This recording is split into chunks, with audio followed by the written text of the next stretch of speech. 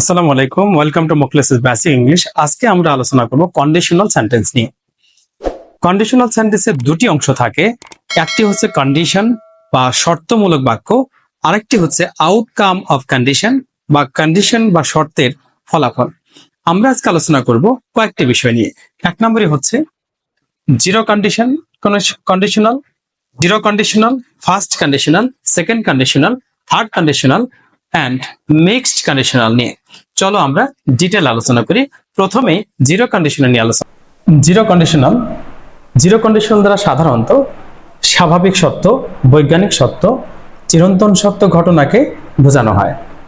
আর এই ক্ষেত্রে মনে রাখতে হবে যে ই plus present indefinite plus present indefinite এর মানে হলো দুটি ক্লোজই প্রেজেন্ট টেন্স হবে, কারণ বৈজ্ঞানিক সত্য বা চিরন্তন সত্য যদি বোঝানো হয় সেক্ষেত্রে দুটি ক্লোজই মেইন ক্লোজ এবং সাবঅর্ডিনেট ক্লোজ দুটি প্রেজেন্ট ইনডিফিনিট টেন্সে হবে। এখানে তিনটা এক্সাম্পল দেওয়া আছে, তোমরা তিনটা এক্সাম্পল ভালো করে দেখে বুঝে নেবে।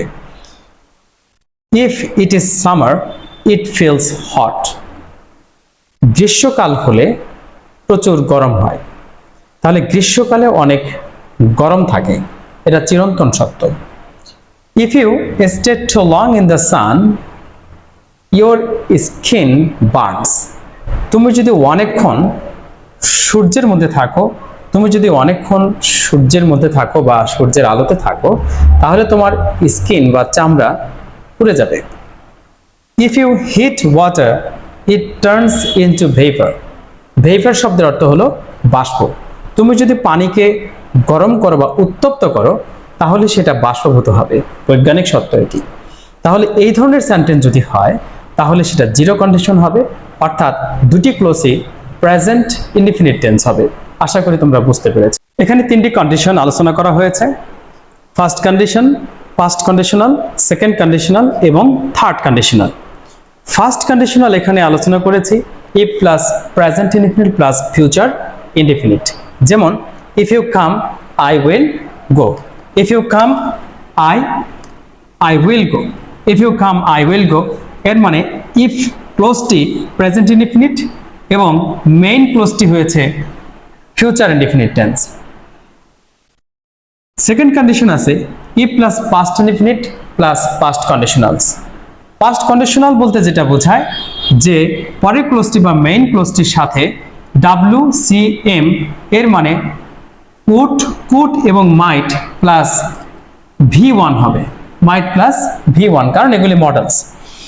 যেমন এখানে সাবঅর্ডিনেট যে ক্লোজটি আছে, অর্থাৎ ইফ ক্লোজও বলতে পারি আমরা, ইফ ক্লোজটি আছে ইফ ইউ কেম এর মানে পাস্ট ইনডিফিনিট টেন্স আছে ইফ ইউ কেম। মেইন ক্লোজটি হবে, বলেছিলাম যে উড, কুড অথবা মাইট যে কোনোটা হতে পারে, আমি এখানে উডটা প্রেফার করেছি। If you came I would go, if you came I would go. Third condition এখানে আছে, third conditional if plus past perfect plus perfect conditional. Perfect conditional বলতে বোঝায় WCM প্লাস V3 এর মানে would, could, mite plus V3, অর্থাৎ যে কোনো একটা উড অথবা কুড অথবা মাইট প্লাস V3 হবে। যেমন ইফ ইউ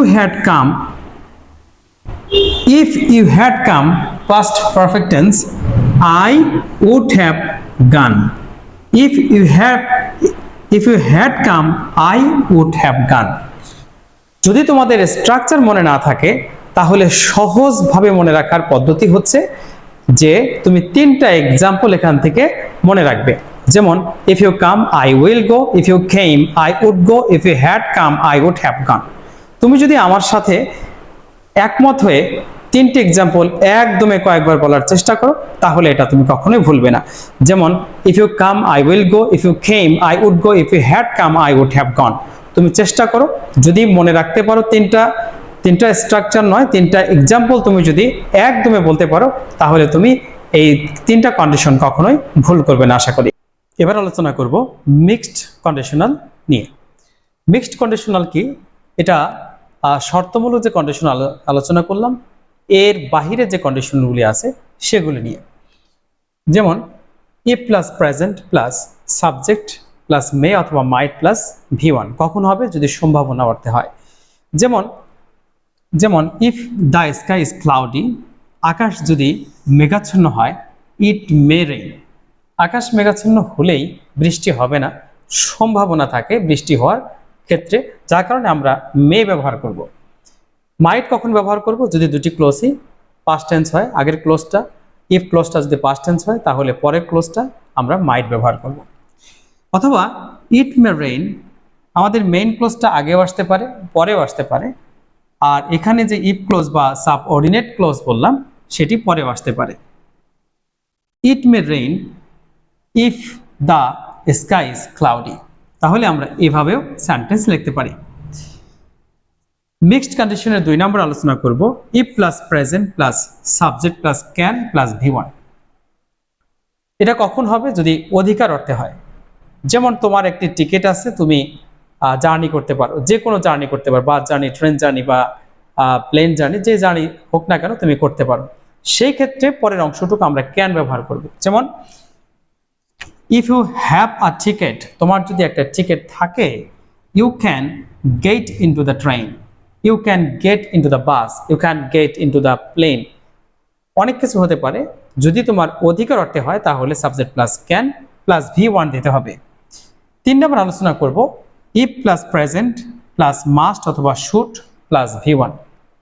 এটাও আসবে উপদেশ, অনুরোধ অথবা আদেশ হিসাবে যদি কোনো সেন্টেন্স হয় তাহলে আমরা মডেলস হিসাবে মাস্ট অথবা শুড ব্যবহার করে এরপর V1 হবে বা ভার্বের বেস ফর্ম হবে। যেমন if you want healthy life, তুমি যদি একটি সুস্থ জীবন চাও, ইউ মাস্ট অথবা ইউ শুড ব্যালেন্স ডায়েট। আমরা লিখতে পারি you should maintain balance diet, এটা আমরা লিখতে পারি you should follow the advice of your doctor, এটা আমরা বলতে পারি ইউ শুড ওয়াক রেগুলারলি, আমরা বলতে পারি। এর মানে হচ্ছে শুড অথবা মাস্ট প্লাস V1 এটা আমাদের দিতে হবে। আর কিছু ব্যতিক্রম নিয়ে আমরা আলোচনা করব। কন্ডিশনার বাহিরে কিছু আছে, যেগুলি হচ্ছে, দেখো অনেক সময় মনে হয় যে হ্যাড থাকলে পাস্ট পারফেক্ট টেন্স হয় না, হ্যাড থাকলে পাস্ট পারফেক্ট টেন্স হয় না। হ্যাড প্লাস V3 বা হ্যাড প্লাস পাস্ট পার্টিসিপল একটা ভার্ব থাকলে তাহলে বুঝতে হবে এটা পাস্ট পারফেক্ট টেন্স। এই ক্ষেত্রে আমাদের স্টুডেন্টরা অ্যাডমিশন টেস্টে অনেক ভুল করে। তারা হ্যাড থাকলে মনে করে এটা পাস্ট পারফেক্ট হলো, এরপরে যে একটা ভার্ব থাকতে হবে এবং V3 থাকতে হবে সেটা তারা বোঝে না। যেমন এখানে একটা এক্সাম্পল আছে, if plus had plus object, object যদি হয়, if plus had plus object যদি হয় তাহলে সেটা সেকেন্ড কন্ডিশনাল হবে। কিভাবে আমরা দেখি, if you had enough money, if you had, দেখো হ্যাডের পর কিন্তু একটা জাস্ট অবজেক্ট আছে। ইফ ইউ হ্যাড, অবজেক্ট বলতে এক্সটেনশন আছে। If you had enough money, you would plus V1 হবে। এর মানে কি, if you had enough money, you would buy a car, you would buy a car, you would help the poor. So second condition অনুযায়ী would, could, might যে কোনো একটা তুমি দিতে পারো। You might help the poor, you could help the poor, তুমি এটা দিতে পারো। নেক্সট আসো, এখানে আরেকটা বিষয় আছে, if I had a camera, খেয়াল করো, if I had a camera past indefinite tense. আমার যদি একটা ক্যামেরা থাকতো, I would take a picture, I would take a picture, I would give to you. আমার যদি একটা ক্যামেরা থাকতো তোমাকে দিতাম, অথবা আমার যদি একটা ক্যামেরা থাকতো আমি একটা সুন্দর ছবি আঁকতাম। If I had a camera, আমি একটা ছবি তুলতাম। If I had a camera, I would snap photo, I would take a photo. বিভিন্নভাবে আমি বলতে পারি ক্যামেরাতে যা কিছু হয়। ইফ আই হ্যাড, সেকেন্ড আসো, had plus subject plus V3 যদি হয় তাহলে থার্ড কন্ডিশন হবে, have plus subject plus V3, had plus subject plus V3। এর মানে এটাও তো পাস্ট পারফেক্ট টেন্স। খেয়াল করো, এটা যদি হয় তাহলে থার্ড কন্ডিশন হবে।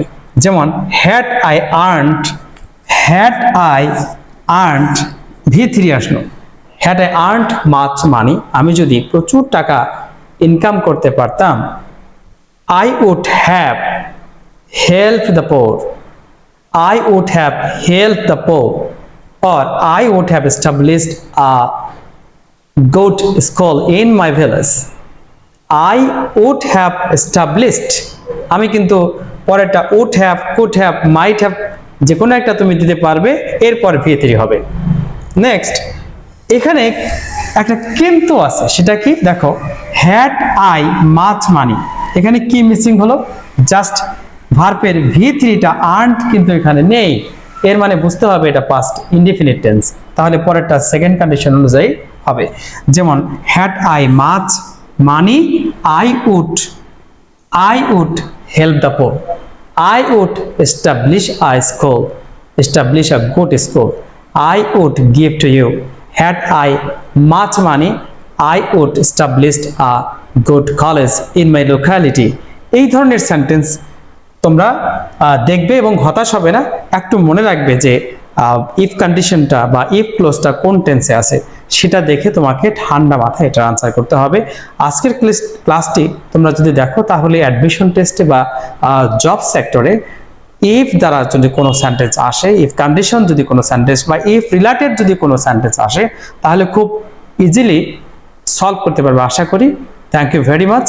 আসসালামু আলাইকুম রহমতুল্লাহ।